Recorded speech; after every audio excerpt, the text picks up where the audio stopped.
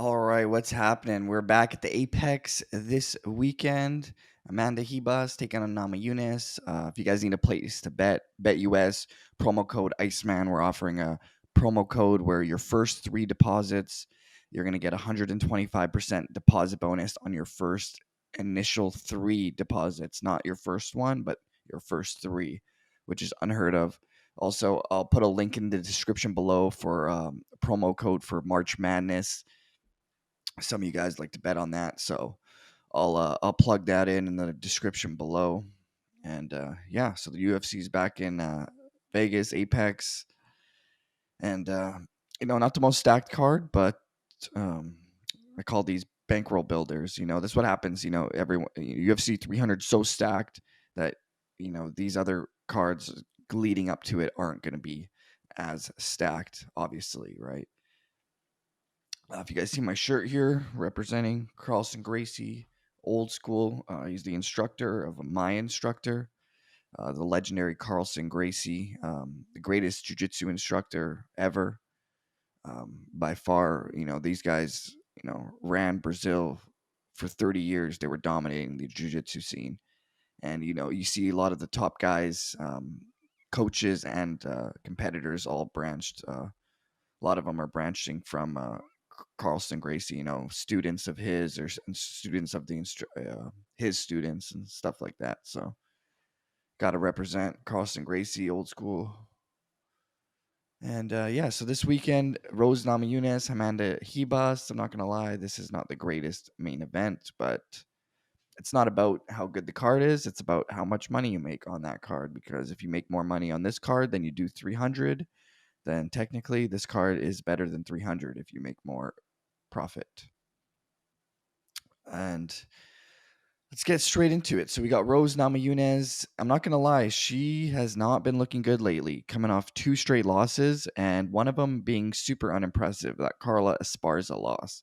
That one really just doesn't, doesn't do it for me.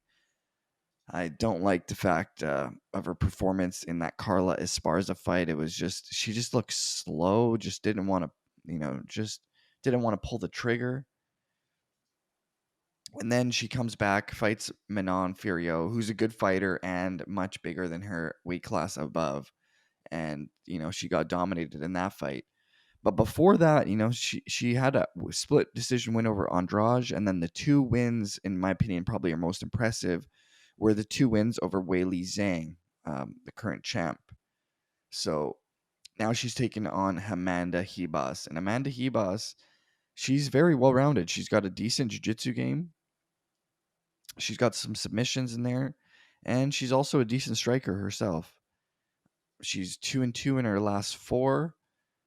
She lost to Caitlin Chukagian, who is now Caitlin Sermonara, I believe. That was a split decision. And her last loss being to Macy Barber, who also just fought Caitlin Chukagian last weekend and won. This fight, I'm sort of leaning, honestly, I'm not going to lie. I think Amanda Ribas is a live dog in this one. Now, this is crazy because, Rose was the champ, right? And she was unbelievable at one point. Her striking looked amazing. But I don't know. Her last 2 performances just didn't do it for me, man. Was not impressive whatsoever. Let me check. This is so I believe this fight is taking place in the UFC's flyweight division, which let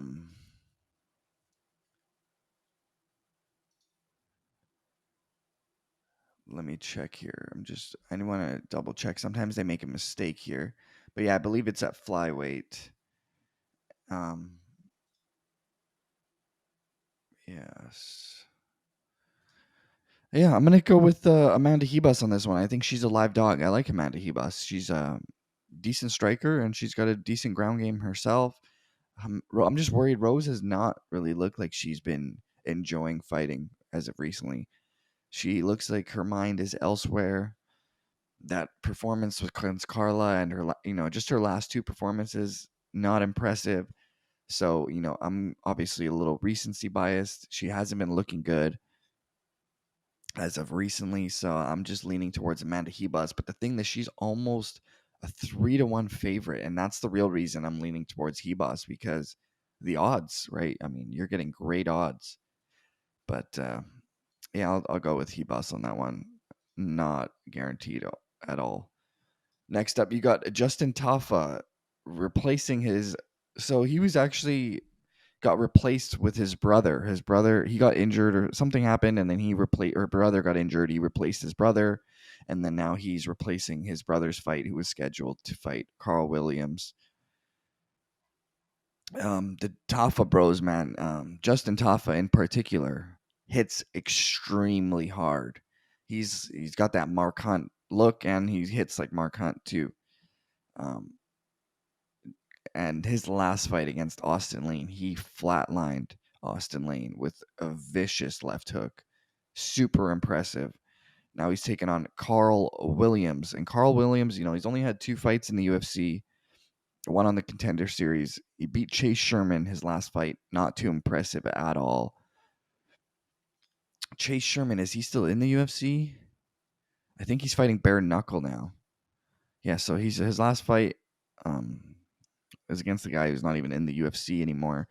Now he's taking on. He's supposed to fight Junior Tafa. Now he's replaced with Justin Tafa, the brother. I like the Tafa. I'm gonna go with the underdog on this one. I think if he keeps it standing, because if you guys see here, Carl Williams likes to grapple. Takedown average 4 takedowns. That's pretty high. Takedown accuracy almost 50%. So clearly he can grapple, right? Justin Tafa on the other end, not the greatest grappler, but his takedown defense is decent, right? He can sort of sprawl and brawl, and if he hits you with that left hook, it's curtains. So I think I'll go with the underdog on that one, Justin Tafa. Hopefully he keeps it standing and lands that bomb. Next up, the golden boy, Edmund Shabazian. So if you guys don't know Edmund Shabazian, he was like a kid, 14, 15, when he used to train with Ronda Rousey, and his trainer Edmund is also Edmund. And he had a great background in judo, I believe. And he's been training MMA for a very long time, and he came into the UFC with a lot of hype. He had some crazy wins when he beat Brad Tavares. I think he was undefeated at the time, and he was undefeated. Fought Brad Tavares, head kicked Brad Tavares in the first round, and it was like, oh dang, this guy is for real. And then he fought Derek Brunson, who just out wrestled him, and that was a horrible matchup. Got destroyed by Brunson. Then he fought Jack the Joker Hermanson, got destroyed by him. Then he fought Imavov, and same thing happens. Got taken down and just got destroyed on the ground by Imavov. So he's got 4 losses in his last 5 fights. Let me repeat that. 4 losses in his last 5 fights. And he is a huge favorite going into this one because he's been losing to big names, top guys, right? Fluffy Hernandez, Imavov, Joker. These guys are good, top level guys. And now he's taking a huge step down in competition, fighting AJ Dobson, who's only fought maybe 3 times in the UFC, and 2 of those he's lost. Now, to be fair, he did fight Armin Petrosian and Jacob Malkoun, decent guys. Now he's fighting Edmund Shabazian, and I think Edmund Shabazian should absolutely dominate this fight. The experience, the skill level, everything favors Edmund Shabazian, including the grappling. I even think he might be the better grappler out of the 2 as well. Definitely the better jiu-jitsu. Now, next up, we got Payton Talbot taking on Cameron Simon. He trains out of South Africa, I believe, Pretoria, with the champ, Dricus du Plessis. So Payton Talbot, who is minus 160 as a favorite, undefeated as an amateur and undefeated as a professional. 12 wins in a row, 7 of them being in his professional career. Only 2 fights in the UFC. He's a guy who came up on Uriah Faber's Combat League, Uriah Faber's A1, I think, A1 Combat it's called.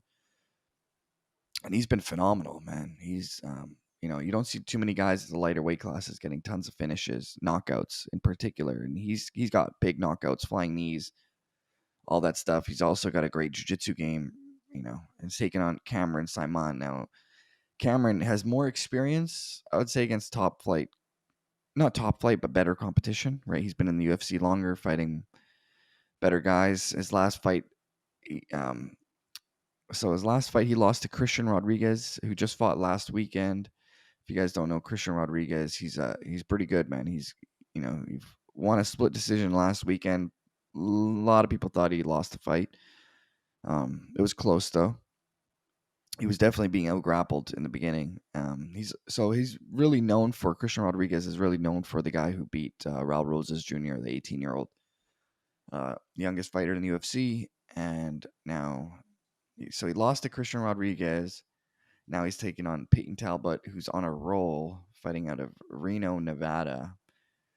And he's only had one fight in the UFC. Has Payton, but clearly he's the real deal. I'm sort of leaning towards Payton on this one, but I think this fight probably goes to decision, in my opinion. Up next, Billy Quarantillo. So Billy Q coming off a nice victory over Damon Jackson. Before that, he fought Edson Barboza and ate a vicious knee, and Edson Barboza finished him with a devastating knee. But Billy Q has some impressive victories, man. He beat Alexander Hernandez. He's beat Spike Carlisle, Kyle Nelson. Damon Jackson was his last victory. Beat Gabriel Benitez. He's beat some decent guys. Now he's taking on Yusuf Zalal, the Moroccan Devil, who's on a roll. High level kickboxer. You're talking about a professional kickboxer is Yusuf Zalal. So very high level striker. Not the greatest grappling game. Let's see if he's able to keep it on its feet. If he keeps it on his feet, I'm leaning towards Zalal because he does have some pro boxing fights, some pro kickboxing matches. He's a good striker, but he's also he can grapple a bit. He does have a couple submission wins, but I think Billy Q is a little more experienced in the grappling department. But if you guys look here, look at the significant strikes landed per minute. Look at the output of Billy Q, 7.71. That's a lot of strikes landed per minute and at a very high accuracy, 65%. So he's accurate, throws a lot, puts a pace on people. Getting up there with age 35, it's only going to go downhill after that. Yusuf Zalal in his prime, 27 years old at featherweight. This is going to be interesting. I'm sort of leaning towards the underdog on this one, Yusuf Zalal, but this one I have a feeling is going to go to the decision. And I believe Yusuf Zalal is going up in weight. He's used to fighting at 135. Now he's going up to featherweight. But yeah, Billy Q, he's good. Don't get me wrong. He's got some big wins, but yeah, this actually going to be a really good fight. Billy Q actually might win this one.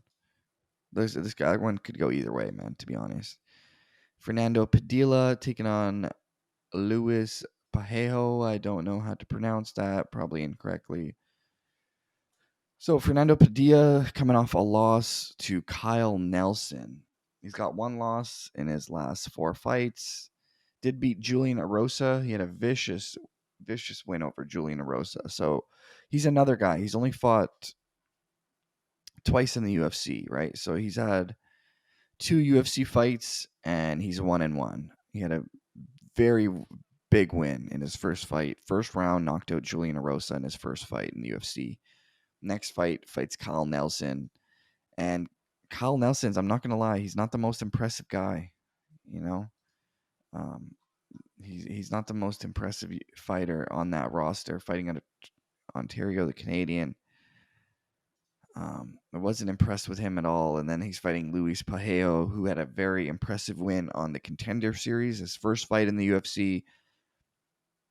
I'm going to go with the underdog on this one. I'm going to go with Luis. I was very impressed with him on the Contender Series, and I don't think Fernando Padilla is very high level. And I was not impressed by his last performance.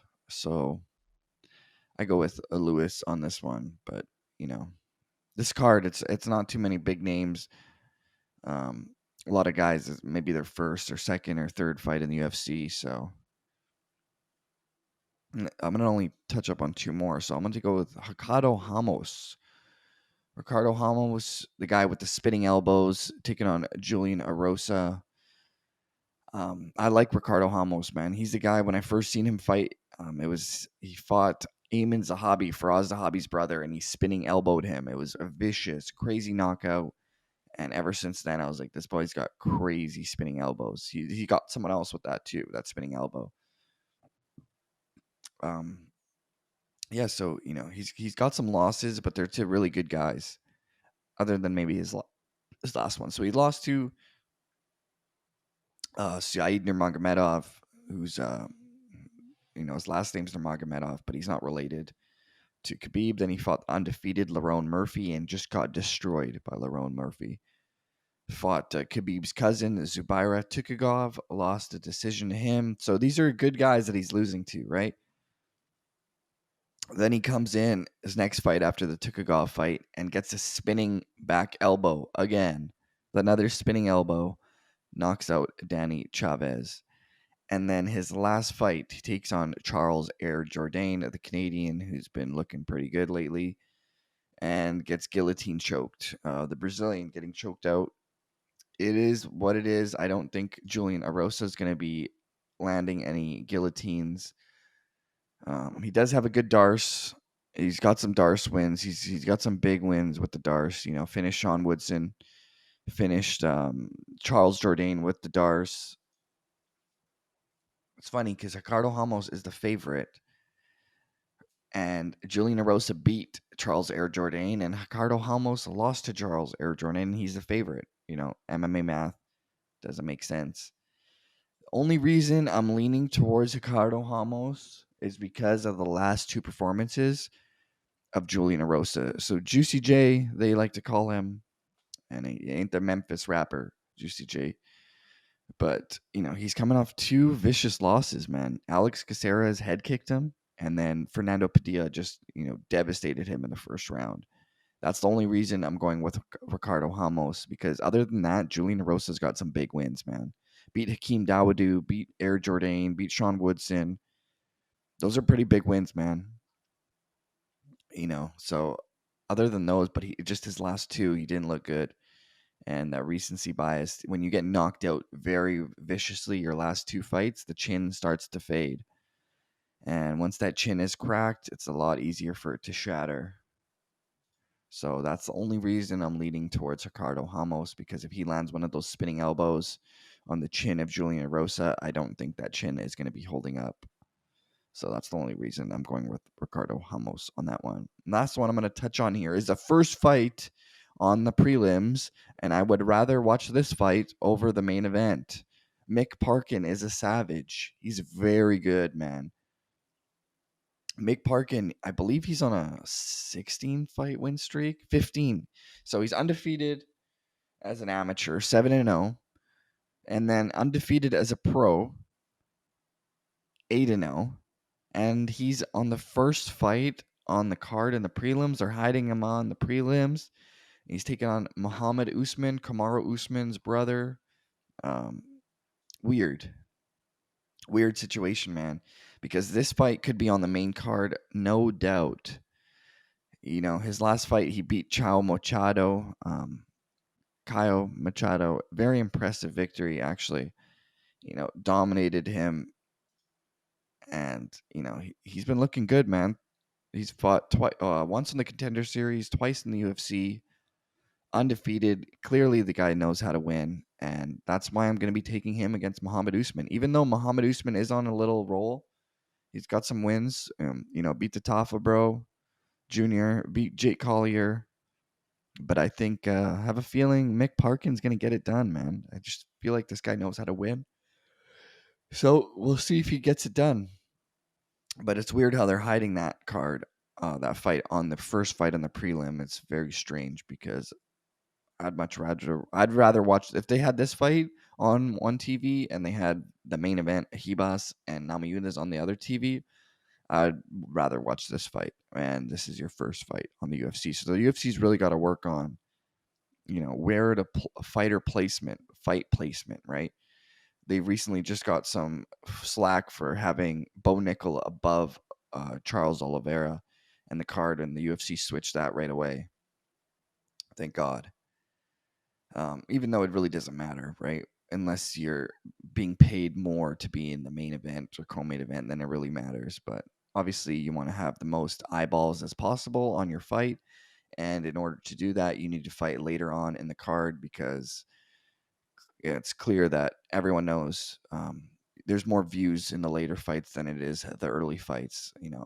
Only the hardcores are tuning in for the first fight on the prelim. And that's sometimes when the UFC likes to hide fighters that they're trying to build up is on those early prelim cards because not too many people are betting on those. But yeah, I'm gonna go with Mick Parkin on that one. If you guys need a place to BetUS promo code Iceman, bankroll builders for that UFC 300 coming up. That's gonna be absolute fireworks. Tune in. We're gonna do some maybe a live stream for that one. That's gonna be sweet. Out.